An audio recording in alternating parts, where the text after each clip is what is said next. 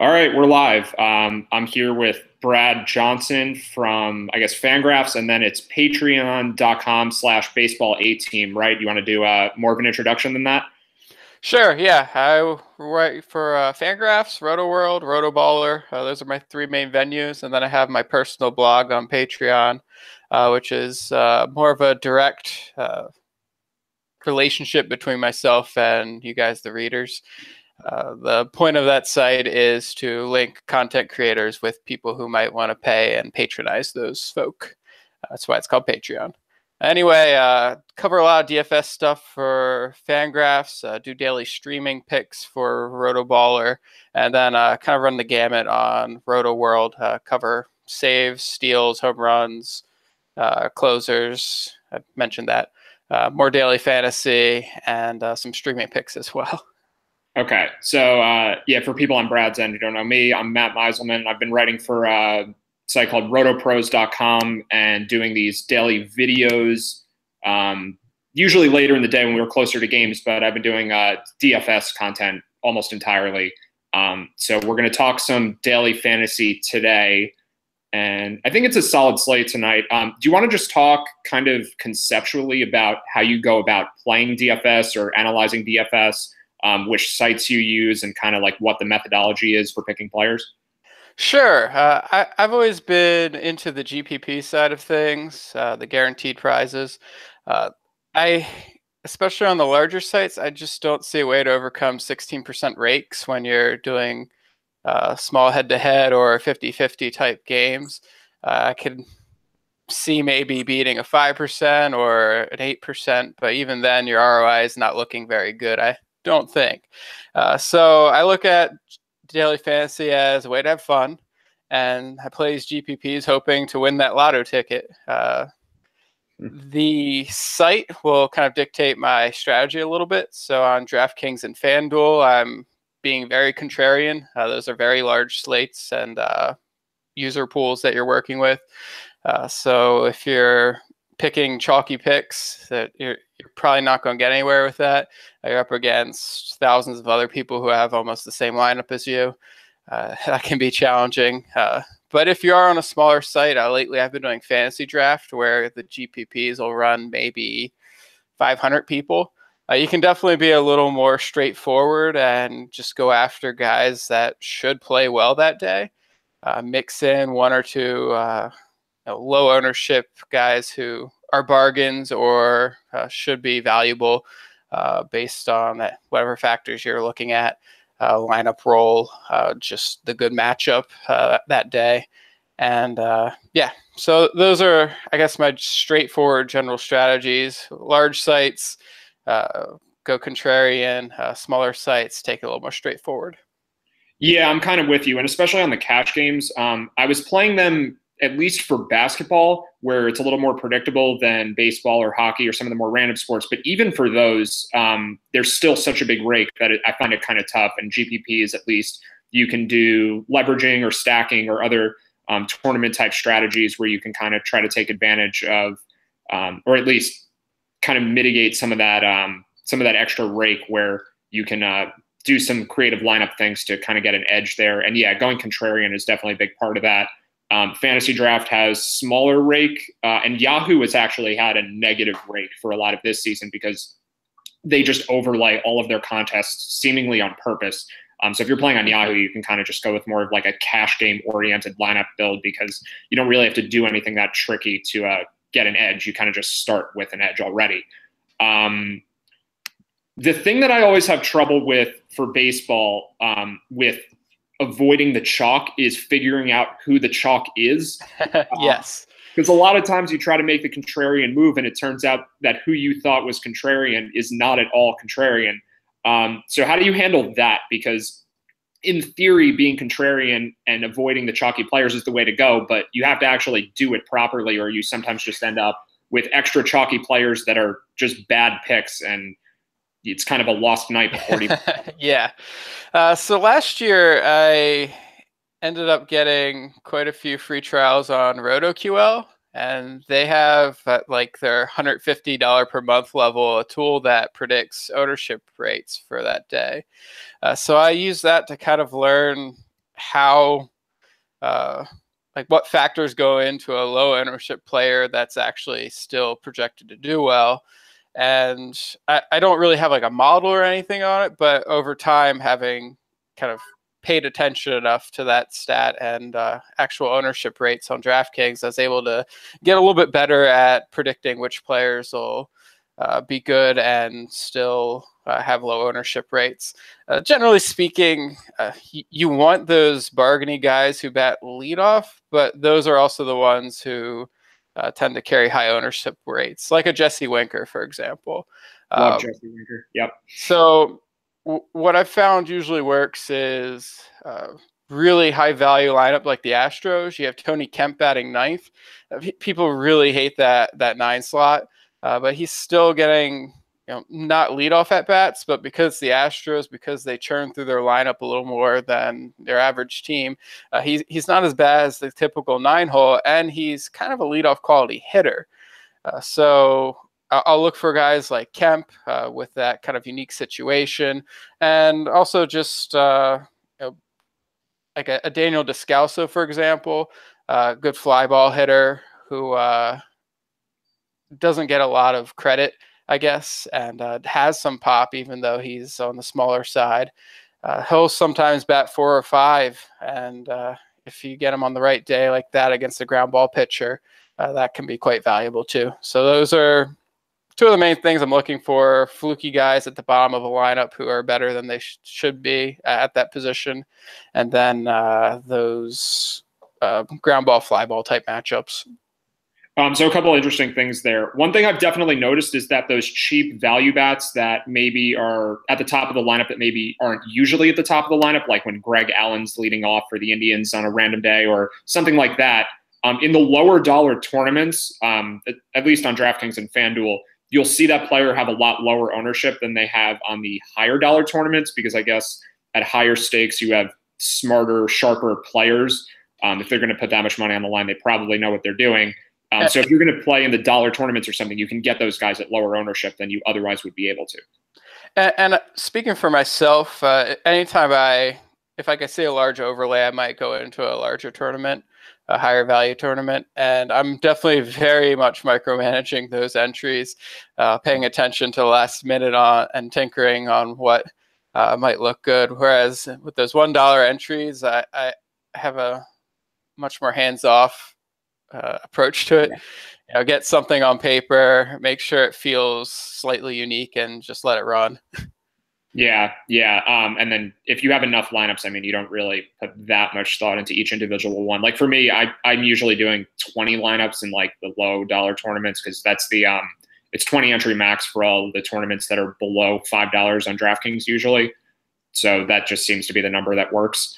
You mentioned something briefly though, like Descalso facing a ground ball pitcher. I haven't seen too much data on that, but I guess I've seen people talk about it, and I mean, intuitively it makes a little bit of sense that a fly ball hitter does better against a ground ball pitcher, because I guess the theory is that the two things kind of balance out and creates more line drives. It's a launch angle thing, and it's something that we found really a long time ago over on Hardball Times. We had some research on it. It was like 2010 era. So as well before we talked about launch angle, we just discovered that you have more of these line drive and quality fly ball outcomes. We didn't think of it as launch angle, but that's what it was. So when you have those opposing fastball ground ball tendencies, the hitter's more likely to get into those peak launch angles. Yeah, so I think a lot of people would say, like, play Yonder Alonso against Jake Odorizzi because it's fly ball versus fly ball. But in reality, the Indians, or at least Alonso as a fly ball hitter, might be better off facing a ground ball pitcher. Like I remember last year. Yeah, so Michael Brantley for today instead of Yonder. Line drive hitter against a fly ball pitcher. The A's against Doug Fister, the couple times they faced him over the last year, have had way higher ownership. And I guess like the betting lines too have reflected it, where like sharper bettors were like the A's with their uppercuts against Doug Fister. Like that's the best matchup ever. Yeah, that should generally be fine. I don't know how he's actually performed against them, but that is the theory. Yeah. So like, I guess weighing projections for DFS, like you have that kind of stuff, but you also, I mean, primarily have just righty lefty splits, or I don't know, matchup factors. Like which matchup factors do you think matter most? Because there are so many different ones you can look at. Yeah, and the one I tend to focus on is the ground ball, fly ball, just because I know that's not prescribed to by a huge portion of the user base. Whereas I know everyone's paying attention to righty lefty splits. I'll also even go against them sometimes if I feel like Charlie Blackmon facing a left-hander who's not very good. I know his ownership's going to be down relative to his actual talent, and might only be getting 2 at-bats against that lefty anyway. So I pay a little less attention to the traditional platoon splits and a little more to those ground ball, fly balls, and also obviously paying attention to the stadium, paying attention to bullpens. That's a big factor that I think can get swept under the rug a little bit, is how those bullpens perform. So one thing I do that I think is kind of unique, I'm curious what you think of this. There's pretty readily available data on the Vegas lines for games, like where the public is betting. So you can see there are a couple sites that have it. Sports Insights, I think it's SBR Forum has it, where you can see the percentages of like the actual bets placed on each team and where the most of the public is looking. So it seems like to me that there's a fairly strong correlation there between where the public is betting and then what the ownership of the players is. So it's not just like team's a big favorite, they're going to have all the bets. One example for tonight, and it's definitely a team I want to talk about, is the Astros are facing the Red Sox, and the Astros are minus 200 favorites, but they're actually getting less than half of the bets, which is unusual for a team that's a really big favorite. So that could mean lower than usual ownership for McCullers, lower than usual ownership for the Astros, given the Vegas line. So, like, do you think that there's potentially something to look at there? Yeah, that passes a smell test for me. It's not something I've looked into personally, but now that you've brought it up, I'll probably pay a little more attention. I've tried to implement Vegas type odds, the run projections into what I do, and I've never really come up with a really useful way of doing it. Like I can say, yeah, they're going to score 11 runs at Coors Field today, but I didn't need the Vegas line to tell me that. And I'm just kind of playing into everyone else's hands too if I'm trying to use that information. Yeah, the thing that helps me the most, and I guess it should have been more beneficial today, is when you see lines move a lot in the opposite direction of where the public is looking, there's usually a good reason for it, and it's usually because bettors that really know what they're doing are kind of onto something. So like the line moved a lot in favor of the Tigers offense right before this game today against Andrew Heaney. And I mean, in theory, that should mean the Tigers should do better at least than people think. Not that they're going to score 5 runs in the first inning every time just because of that. But there is something there, I think, where when you see betting lines move in a strange direction and it's counterintuitive, there's usually a good reason for it. Yeah, that makes sense to me. So do you want to get into the specifics for tonight, or is any other general stuff that you want to get into? Oh, there's nothing burning for me. We can jump into the slate. All right. So Clayton Kershaw's back. How much do you buy into like this Kershaw's bad, like Kershaw's worse than it should be? It's just very annoying to me. I don't know. For anyone who's looking at Kershaw's numbers, like this guy's great and the playoff thing is random, but I don't know, like, does any of this make sense that Kershaw just is doing poorly, giving up more home runs, a lot of home runs the last 2 years? Like, what's going on there? I'd say part of the home run issue is hitters preparing and having a better idea of how to attack him.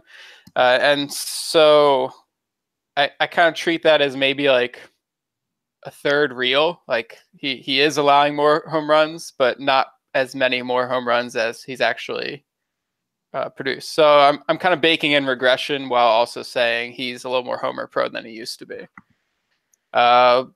In terms of who he is going forward, he's at that age where, yeah, he could be kind of declining. And as fantastic as he is, his repertoire It's not like crazy good. It's just the stuff and his crisp location of everything has carried him for so long. It's possible hitters are slightly catching up. He's still going to be really good, but maybe not Kershaw of the past. Yeah, he had I mean, career Kershaw is like FIP, XFIP, mid twos, and then the last 2 years he's been more like three, low threes. So maybe he's just kind of three and low threes now. I mean, yeah, it seems plausible. Although like Steamer and Zip's still projecting to be as good as he was like 2016 and before. Yeah, that's a challenge from projections too. Depending on the system you're using for DFS projections, you can come out with Kershaw being a huge bargain tonight or kind of iffy. So definitely a wide range of outcomes for tonight and his return from the DL. Yeah, I think for tonight, it's easy enough to not use him because there are a lot of good hitters that cost a lot, and there are actually a lot of good pitchers that don't cost a lot. So it's not that Kershaw is some bad play. It's 11,800 on DraftKings. It's 22,900 on Fantasy Draft, which I'm not totally familiar with. That's sort of It's basically going to be double the DraftKings price. The fantasy draft system is very similar to DraftKings. Instead of 50,000, you get 100,000, and every player is almost exactly double what DraftKings costs. So you can use DraftKings projections to judge. Yeah, okay. And then on FanDuel, he's 11,000, which is sort of parallel there too. So I think like there are just other really good pitchers that have seemingly hard matchups, but the matchups just aren't that difficult. Although the Phillies without Rhys Hoskins against the lefty seems like a very bad offense. Well, Rhys Hoskins has been struggling so much. I'm not sure losing him really changes the projection for the Phillies that much. Obviously, you'd rather have him than, I guess maybe Mitch Walding would be playing again, or I don't know. Whoever's in there, it's not Rhys Hoskins. But that's still a decent top of the offense. So then the bottom guys aren't completely lost.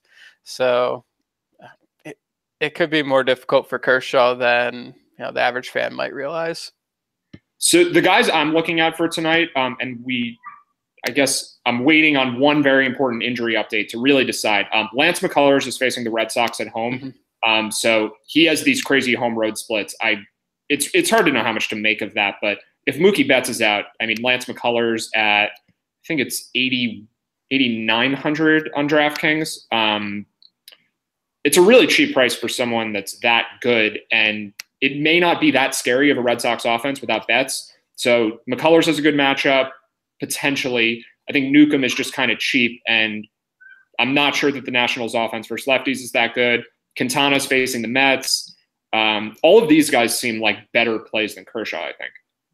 Yeah, so speaking generally about this slate, there's not really a single pitcher that you can't use. Like there's some guys you probably don't want to use, Andrew Cashner, for example. But if you're getting real contrarian with it, crazier things have happened than Andrew Cashner throwing 6 innings, 4 strikeouts, 1 run allowed, and skipping out there before the Yankees go home run crazy. So, and again, you're looking at a crazy cheap price in that case. You're building like a lineup of monsters, and then saying here's some arms, but. Yeah, there's so many pitchers you can use today that I don't feel like you have to use Kershaw. I think the time you choose to use Kershaw is because you're making that bet that he's going to be very low owned compared to what he should be. Yeah, and I guess, or it could just be maybe a lineup where your second pitcher, if you're on DraftKings or 2-pitcher site, is really cheap. So if you were going to use Cashner and not use the Yankees, then you would end up with much cheaper hitters around them because all the expensive hitters are Yankees hitters. So you would have a lot of salary left to pay up for the other pitcher. I guess Kershaw would make sense there. What do you make of the matchup for Newcomb? I think that's where I'm most intrigued because I think it's obvious that Quintana has a good matchup, although he hasn't been very good this year. But the Mets versus lefties without Cespedes and also without Wilmer Flores, that's a pretty awful lineup, even though they do have Jose Bautista. But the Nationals versus lefties, like they're very left-hand heavy right now. So I don't know. How do you compare those guys? Yeah, I think Quintana probably has the better on-paper matchup. Newcomb I kind of view as a random number generator. You'll get over a strikeout per inning, and then everything else is kind of throw your hands in the air and hope for the best. Could be 1 run, could be 6 runs, could be 4 innings, could be 7. So it's really hard to pin down a tight, taut projection for Newcomb besides getting that strikeout per inning. I do like the matchup. I think it's fine. It's not something that I'm super excited about. I'm not running out the door to pin it down, but at the same time, that means that the ownership shouldn't be crazy. Yeah, I think Newcomb will be fairly contrarian tonight because I think people think Nationals really scary offense. But without Ryan Zimmerman, or I guess a struggling Ryan Zimmerman anyway, the hitters on the Nationals who are better against righties, better against lefties, is it really just Anthony Rendon? Like, I think Trey Turner's reverse splits, and then everyone else who's good is basically left-handed. Hey, Mark Reynolds has like 5 home runs and 45 plate appearances. Yeah, Mark Reynolds, of course. It's hard to know that was a crazy game he had against Zach Godley the first game back. That just came out of nowhere. Yeah, I took him as a very contrarian play, and it worked out. That's awesome. 2 home runs that game. Yeah, that's pretty amazing. I'm sure he was not very expensive either. Single-handedly got me into the money. Yeah, that's pretty cool. Hopefully we can find some strange players like that for tonight. Yeah. So McCullers, I think, is my favorite pitcher tonight if Mookie Betts isn't playing. And then if Mookie is playing, I think I like the Quintana Newcomb guys. Is there anyone else? Like, I think Kershaw's fine, but like, I don't really see. I think you're right that a lot of these guys are playable. Like Jack Flaherty's playable. Seth Lugo is like minimum price, so he's probably playable. Aaron Nola is good enough that you could play him anywhere. It's not like the Dodgers offense is that good. So I don't know. Right. Is there anything else you like a lot? I don't know that there's anyone I like a lot. That's the thing about this slate. Like I was saying, everyone's playable for the most part, but there isn't anyone who I'm saying, yes, we have to play that guy. Yeah, McCullers without Betts is pretty interesting just because I do think the Boston label opposite him will scare people away, even though Betts is a big part of that, obviously. I'm definitely very interested in Shane Bieber. He's someone who you see rookies show up and completely shove for an outing and then disappear. I worry about his fill the strike zone approach for DFS value, but if you're just looking for a value, he's pretty cheap tonight, and Twins offense isn't terribly scary. So that's one that I'm thinking about as, will he be a high ownership guy or not is the main question for me. Like, I want him to be a contrarian pick, and I'm not entirely confident it'll work out that way. Yeah, I think he will be pretty contrarian because there are a lot of these big name pitchers, even though, like, I think Jose Quintana will be very chalky, and I think like Nola and Kershaw, especially Kershaw, will have ownership. Yeah, I guess a lot of these other sort of big names have kind of tough matchups. So I don't know, maybe this is one of those nights where ownership is just really spread around. But I think that'll probably be the case. Yeah, that everyone is just kind of moderate ownership, except maybe Quintana. I do think he'll be the highest owned guy. Yeah, I think Bieber makes some sense. He's pretty cheap. Usually the way I look at building multiple lineups is that you kind of find the 2, maybe 3 pitcher values because pitching success, I think, is a lot more sustainable than offense on a given night. Right. It's definitely more predictable. Yeah, like you have the strikeouts for pitchers. I mean, hitters hitting home runs is a lot more random than pitcher strikeouts. So you kind of want just a couple pitchers as your core and then stack maybe a few different offenses in various lineups. But I think this is kind of a backwards one where I really like one offense. And I think you're right. There's a case to be made for several pitchers. So let's talk about Drew Pomeranz because I think he should not be pitching right now. Like, I think he's definitely hurt. His velocity is way down. Like, what do you see? That's my read of it too. He just doesn't seem healthy, and given his history over the recent years, that probably isn't healthy. Yeah. That's all there is to it. He's working way below his normal velocity. His command's shot. I don't really understand why he's pitching, like you said. Yeah, and it was notable that the Red Sox, that Alex Cora actually had to say he's remaining in the rotation for the start. Usually, if a pitcher's healthy, you don't have to go out of your way to say he's still. But the Astros don't cost a lot against him, and I mean, part of the reason I think they won't have too much ownership is the Vegas line info, where most of the people are betting the Red Sox actually. But also, I mean, Pomeranz still has some name recognition there. People think of him as a decent pitcher. I think most people regard him fairly well, even though his results this year have been awful. And his results in the second half of last year, when his velocity was starting to decline, weren't very good either. So I think part of the reason I like the Astros so much today is because I don't think too many people will be on them. Yeah, now I'm worried though, because my take was to stack Astros today, and well, we're on the same page, so that's good. Yeah, so I expect people to stack Yankees as much as they can. They're so expensive that it's kind of hard and pushes you away from it. But the Astros were definitely my second choice, and definitely a more affordable group too. Yeah, and then there's the rain concern in Baltimore tonight, which I mean, it looks good enough where they should play, but maybe it's scary enough that some people don't want to use the Yankees because of it. I can never figure out the ownership in these situations. Like there was a Braves-Cubs game a couple of weeks ago where it actually ended up getting postponed, but the ownership on all the players was really high. So it almost seems like there's no relationship between the actual risk level and how much most of the people want to use the players. Well, this is one of those things where maybe people are trying too hard to be contrarian. It had emerged years ago that these types of rain slates where there's question of a postponement, they tend to be super high value because the ownership rates are down, and the conditions often lead to bad relievers getting into the games earlier. So it could be that just more of the marketplace is trying to use that information to the point where it's actually no longer true. Yeah, there was one particular game last year that sort of put me over the edge, like you're talking about, where it was like hailing at Coors Field, and then they ended up playing anyway, and Trey Turner hit for the cycle, and it was like a 13-11 game, and no one was using any of the players, but whoever did, like those were all the best lineups. It's like, how could you not have played the Coors Field game? And it just because like there was some weather, not just make like one lineup just in case. So maybe like that's happened to enough people enough times where like you have to make at least a few lineups of the rain game just in case. And it's the Yankees against Andrew Kashner in a hitter's park. So if there's any game outside of Coors Field to do it, to like take the weather risk, I guess it's this one. Oh yeah.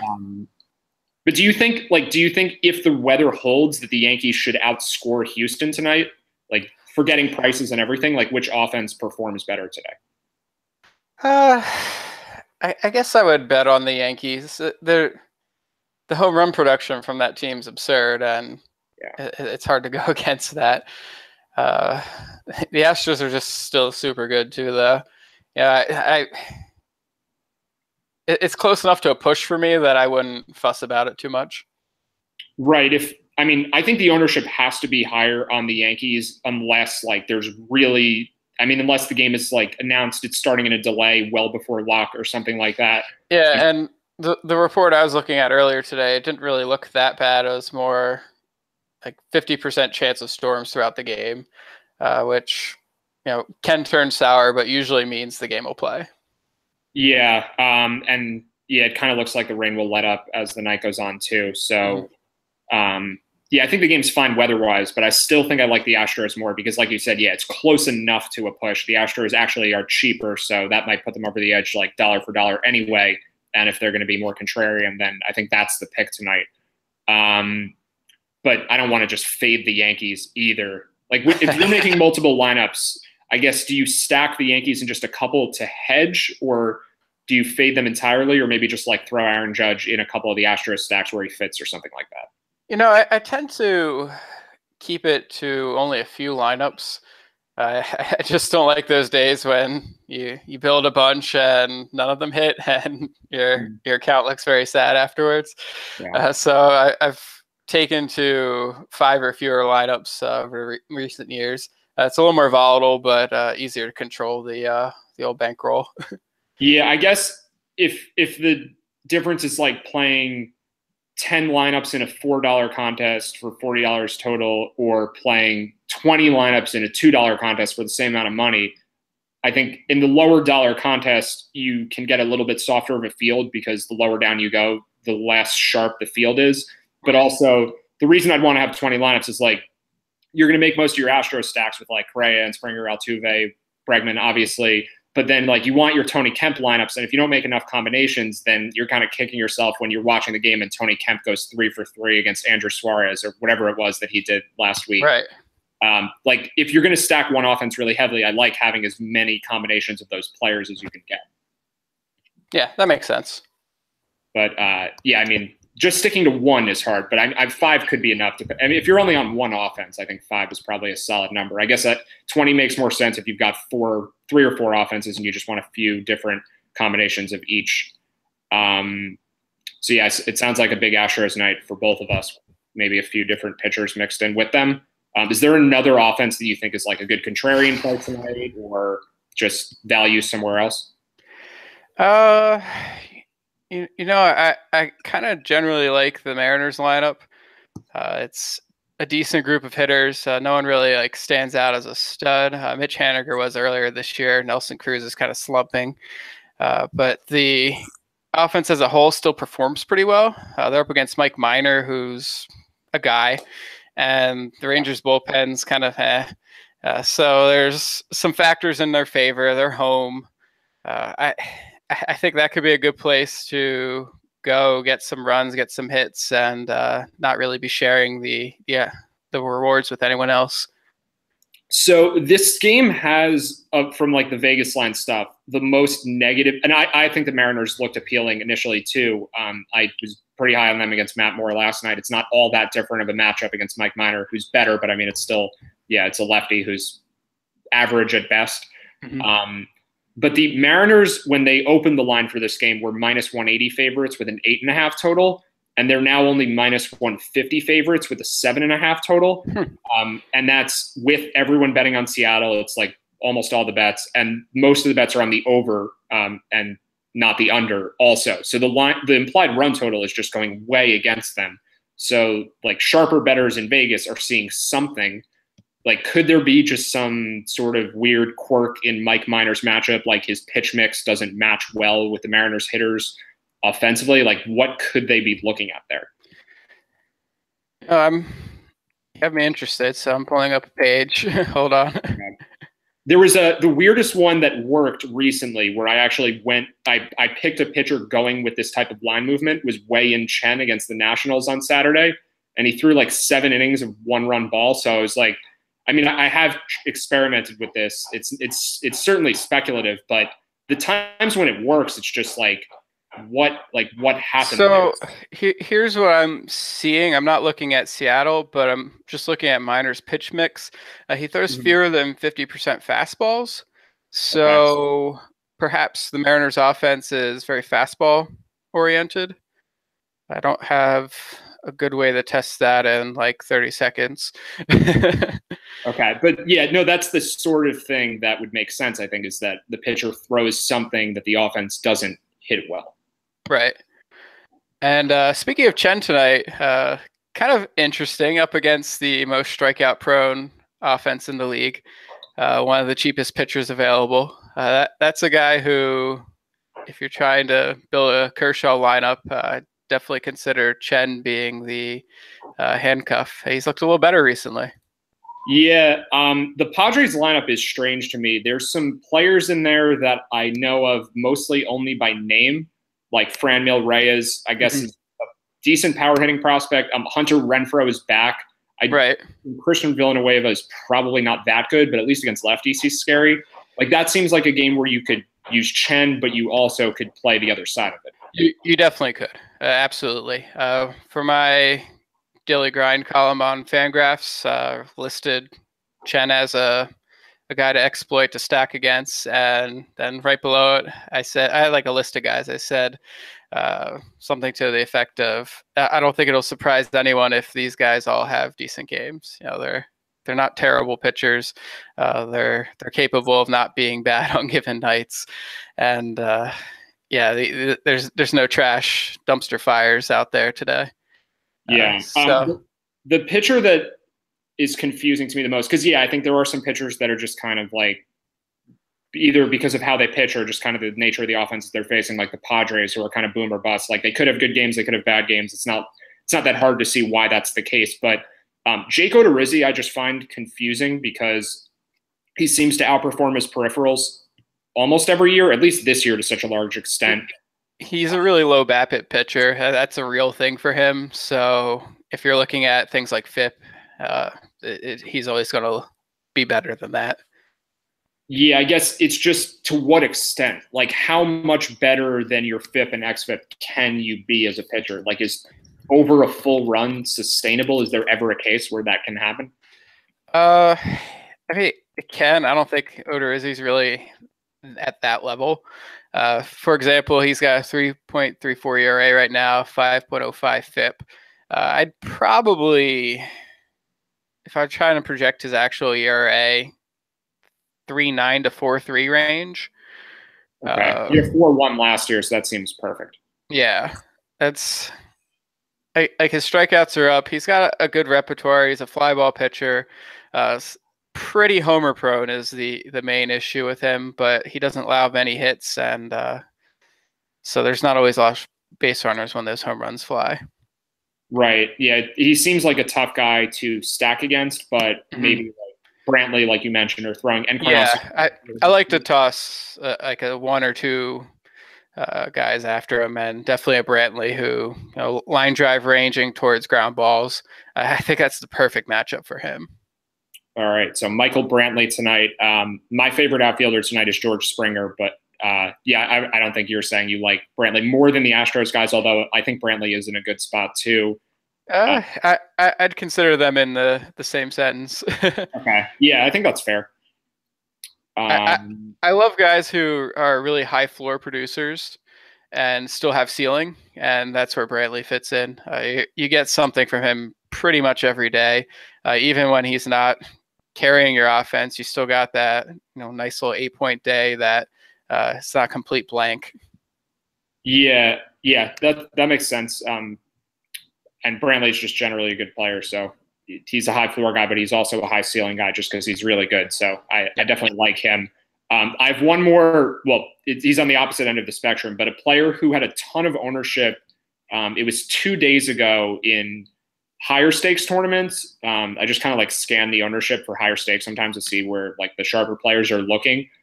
Chris Davis, and Orioles Chris Davis, not A's Chris Davis, was something like 30% owned.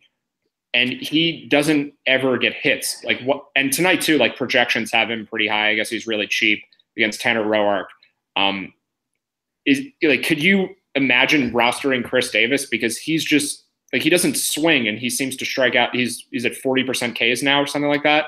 Yeah, I noticed him at the top of the value list the other day, and pulling it up right now, he's the second highest value per SaberSim for first base. Mm-hmm.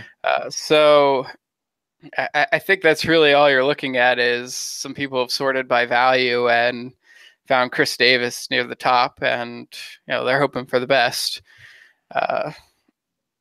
Looking at this is SaberSim for DraftKings. He's priced at 2,800 up against Sonny Gray. That's a strong matchup.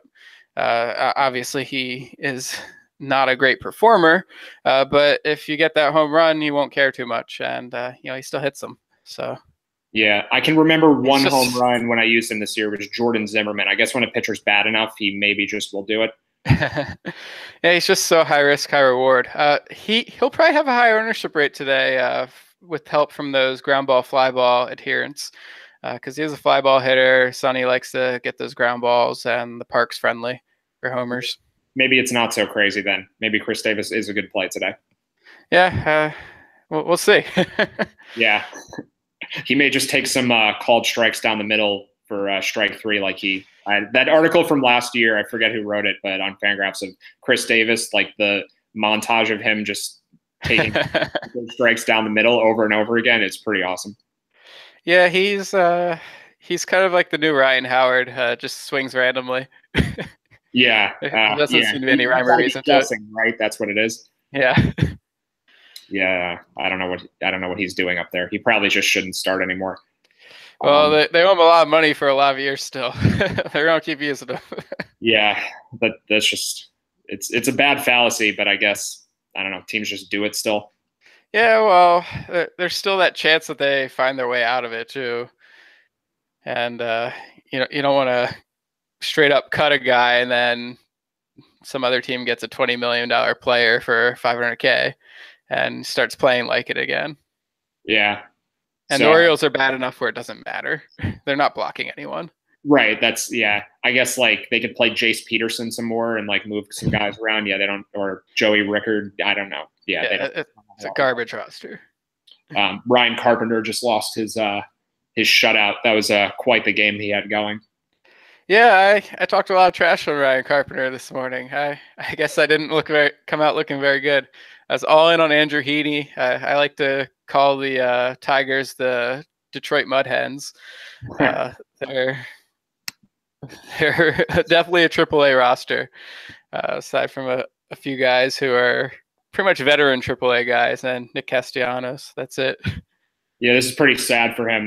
Carpenter got injured right after the homer, so he's done. Oh no. Yeah, it was looking really great for him. Now he's at 4 innings, 1 run, and that's it. That's too bad. Yeah. All right. Anything else for tonight? I don't know if I have anything else before I keep rambling on about, I don't know, random things. Yeah. Is there anything else you want to go over, or do you think that's good? I don't think so. In my experience, we can talk about this stuff forever, but I think we've gone about 45 minutes. It's a good length of time to talk about DFS, and we had some nice nuggets of information peppered throughout. So let's save some more for future episodes and go from there. All right. Sounds good. All right. Thanks, Brad.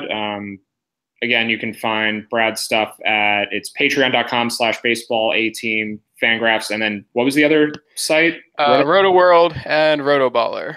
Okay. I'm just Brad Johnson on those. And Twitter, Baseball A-Team as well. Okay. And my Twitter's at Preaching Sense. And then you can check out our stuff at rotopros.com.